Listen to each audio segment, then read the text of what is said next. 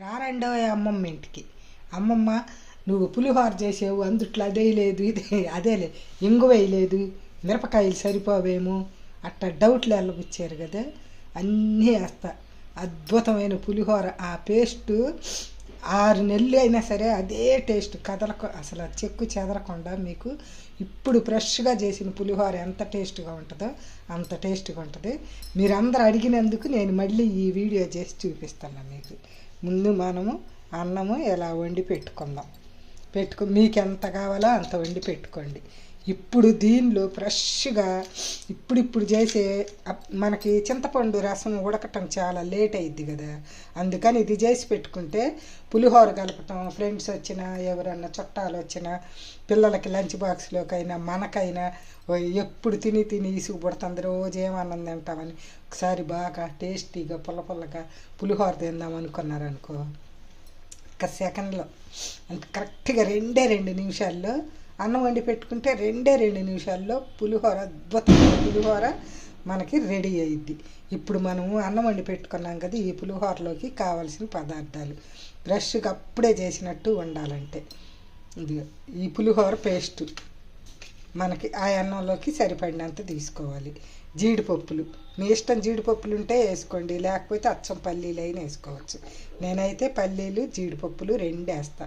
తాలింపు గింజలు 1 స్పూను, అదే మనం చేసే అన్నాన్ని బట్టి శనగపప్పు, జీలకర్ర, ఆవాలు, పచ్చిమిరపకాయలు. నాకైతే పచ్చిమిరపకాయలు ఎక్కువ ఉండాలి, 2 మిరపకాయలు పెట్టడం మర్చిపోయాను.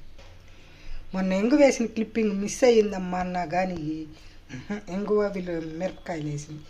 అందరూ అడుగుతారన్నారు, అందుకని ఎందుకు మళ్ళీ తీసుకొచ్చి పెట్టే ఎండు మిరపకాయలు, పల్లీలు, పచ్చిమిరపకాయలు, నిమ్మకాయ ఒక్క చెక్క కనుక పిండుకుంటే అదిరిపోయిద్ది టేస్ట్. ఇంగువ దీన్ని మీకోసం మర్చిపోకుండా ఎడబెట్టాను. కొత్తిమీర, కరివేపాకు. ఇప్పుడు వీటితోటి మీకు అద్భుతంగా తయారు చేసి చూపిస్తా. ముందుగా మనం అన్నంలో 2 కరివేపాకు రెబ్బలు, మనం తరిగి పెట్టుకున్న కొత్తిమీర వేసి పక్కన పెడదాం. ఇప్పుడు మనం పొయ్యి మీద బాండీ పెట్టుకొని కొంచెం సరిపోయిద్ది, ఎక్కువ ఆయిల్ అవసరం ఉండదు. మనం చింతపండు గుజ్జు ఉడకబెట్టాం కదా. ఇప్పుడు మనం ప్రతి పచ్చిమిరపకాయకి ఇలా మధ్యలో పిన్నీసి పెట్టి చీరుకొని ఈ కడిగి తుడిసి పెట్టుకున్నాం. ఎలాగని దీనిలోకి కొంచెం ఇలా ఉప్పు రాసుకున్నాం అనుకో, సూపర్ ఉంటుంది. దీంట్లోకి సరిపడినట్టుగా ఇట్లా ఉప్పు రాసి మిరపకాయలన్నీ రెడీ చేసుకుందాం. ఇప్పుడు మనం ఈ ఆయిల్ కాగేసరికి ఈ అన్నంలో 1 నిమ్మ చెక్క పిండుకొని శుభ్రంగా కలిపేసుకుందాం.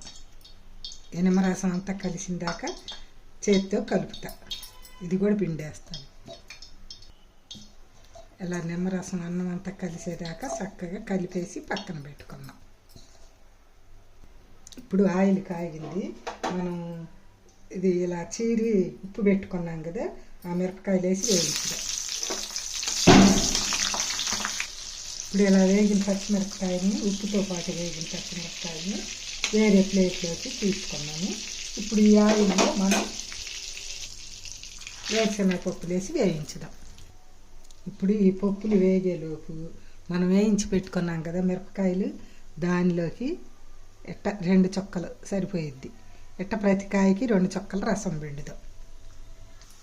ఇలా ప్రతి మిరపకాయలు ఉప్పేసి వేయించుకున్న మిరపకాయలు 2 చుక్కలు నిమ్మరసం పిండి ఈ పక్కన పెట్టాను. ఒక్కొక్క ముద్దలో నాకైతే మిరపకాయ నంచుకోకుండా తింటే నాకు ఇష్టం ఉండదు. ఈ ఖచ్చితంగా ఒక ముద్దకి సగం 2 ముద్దల్లో 1 మిరపకాయ తినేసేస్తాను నేను.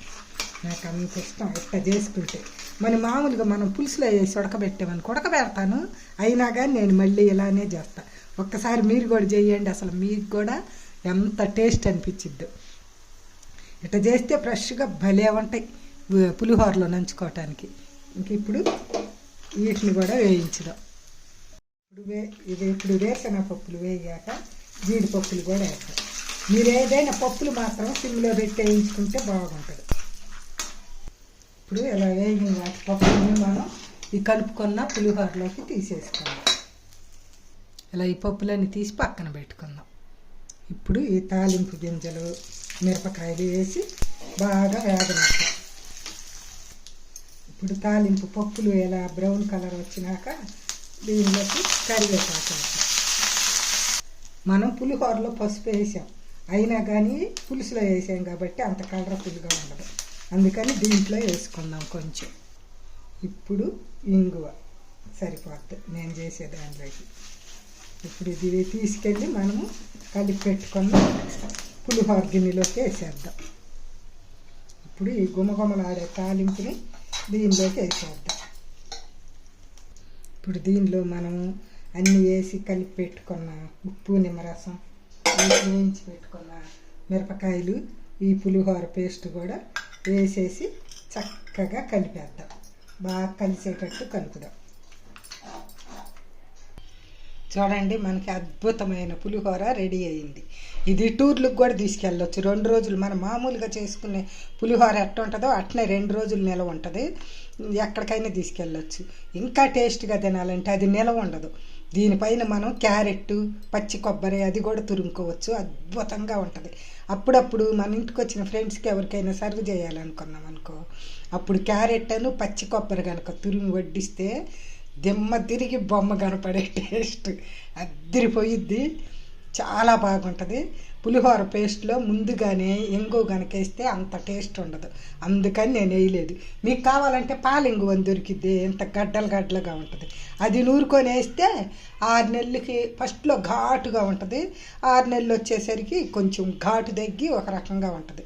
ఇది అనుకో ఎట్టయినా మనం పప్పులు వేయించుకుంటాం కాబట్టి దానిలో వేసుకుంటే బాగుంటుంది. మా పప్పులకి ఇప్పుడు ఏమొద్దు, మేము అర్జెంటుగా వెళ్ళాలంటే పులుసు అట్నే అన్నంలో కలిపేసుకున్నా కూడా బాగుంటుంది.